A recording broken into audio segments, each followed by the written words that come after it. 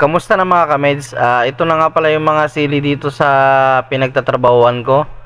So ngayon na naisipan ko, gagawa ko ng sausawan. So kukuha tayo ng onting bunga dito.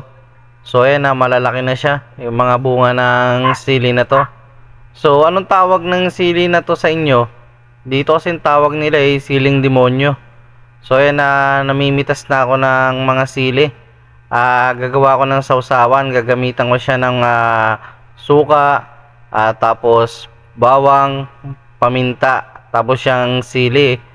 Okay na, goods na yan para pag kumakain ako dito sa trabaho ko, ay meron akong sausawan. Pampagana din na kumain, may maanghang.